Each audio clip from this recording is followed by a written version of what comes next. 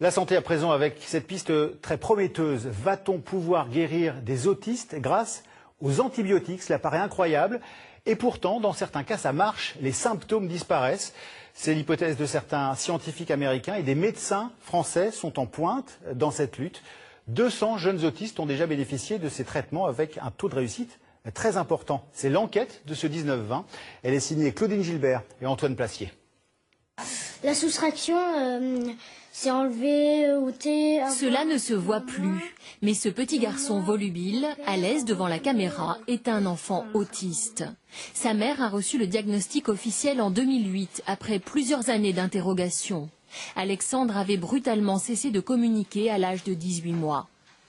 Un repli sur lui-même. Alexandre n'était plus attentif à ce qu'on lui demandait, était perdu dans ses pensées, perdu dans son monde. On voyait qu'il n'était pas du tout attentif et pas du tout présent. À la même époque, il a aussi des cernes, des maux de tête, de l'eczéma et des démangeaisons qui l'épuisent. Aujourd'hui, ses problèmes de santé ont quasi disparu. Avec son énergie, le petit garçon a retrouvé l'envie d'apprendre. Sa métamorphose, il la doit à un médecin. Il a découvert la coupable, la maladie de Lyme, due à des bactéries transmises par les tiques. Le traitement de cette infection chronique a eu des effets inespérés. Alexandre a pris des cures d'antibiotiques de plus en plus régulières, mais de plus en plus espacées pendant les 6 premiers mois, puis un peu moins dans les 6 mois suivants. Et à partir de la deuxième année, on ne traite que lors de la rechute, parce qu'il y a quelquefois des petites rechutes. Une dizaine de médecins en France prescrit des anti-infectieux à des enfants autistes. Leurs résultats sont stupéfiants. Parmi les 200 cas traités en 6 ans, 4 enfants sur 5 ont vu leurs symptômes régresser fortement ou disparaître.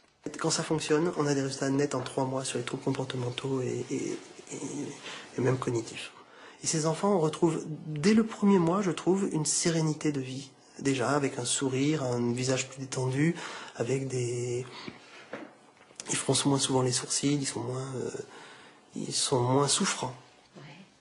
Chez l'orthophoniste, comme à l'école, Alexandre a fait des progrès fulgurants depuis son traitement. Je me rends compte quand il a fait une cure d'antibiotiques et quand il n'en a plus fait depuis un moment.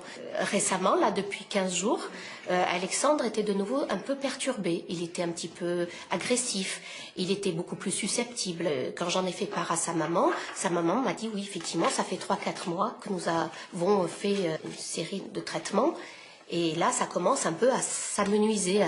Et donc, peut-être qu'effectivement, c'est le moment d'en refaire une nouvelle cure, une nouvelle série. En banlieue parisienne, le professeur Montagnier explore la piste infectieuse.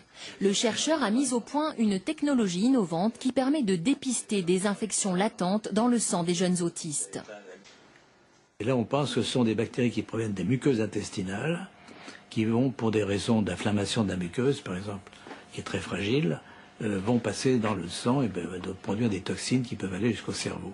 Donc c'est un peu le mécanisme auquel on pense, mais on ne peut pas parler d'une bactérie en particulier. Ce que l'on sait, c'est que les signaux que l'on détecte proviennent en général de toutes les bactéries pathogènes chez l'homme. Ce n'est pas une première dans l'histoire de la médecine. Certaines maladies longtemps considérées comme psychiatriques se sont ensuite révélées infectieuses, comme par exemple la syphilis. Un autre exemple parlant qui est beaucoup plus récent, c'est l'ulcère de l'estomac qui était considéré comme une maladie du stress, une maladie psychosomatique. On connaît maintenant la bactérie, Helicobacter pylori, qui se traite par une dizaine de jours d'antibiotiques. Donc on voit dans l'histoire que beaucoup de maladies peuvent être dues à des microbes et tout ça dépend de l'évolution des techniques de diagnostic de ces microbes. Des publications scientifiques américaines établissent déjà un lien entre autisme et infections chroniques.